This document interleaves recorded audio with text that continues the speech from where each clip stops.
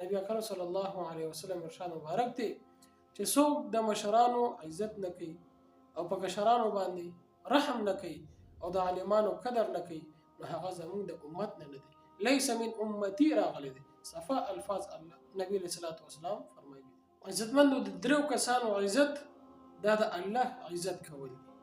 دې باره کې حدیث کې راځي نبی اکرم صلی الله علیه وسلم ارشاد مبارک دی چې د درو کسانو عزت کول دا د الله تعالی عزت کول دی. یو د بوډا مسلمان یعنی سپینګری مسلمان چې کوم مشران دي د دې چې څوک عزت کوي دا داسې دی لکه د الله عزت چې کوي. دویم هغه حافظ قرآن چې هغه د کمی زیاتې نه پاک وي یعنی صحیح حافظ قرآن وي د ده قدر کول او د ده عزت کول داسې دي لکه د الله عزت کول. دریم انصاف کوونکی حاکم کم حاکم چې انصاف کوونکی وي او د ده چې څوک عزت کوي نو دا داسې دی لکه د الله عزت کول.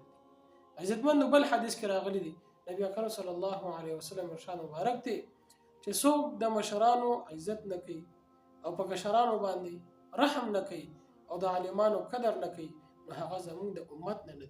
لیس من امتی راغلی دی. صفا الفاظ الله نبی علیہ الصلوۃ والسلام فرمایي دي. نو عزتمندو د مشرانو عزت په کشرانو شفقت او د عالمانو قدر دا ضروري کوي ځکه چې دا داسې دي لکه د الله عزت کوي. تتجالما سبحانا گناہون رات معاف کړي گناہون رات معاف کړي بل مسوک دی بیلتانا گناہون رات معاف کړي گناہون رات معاف کړي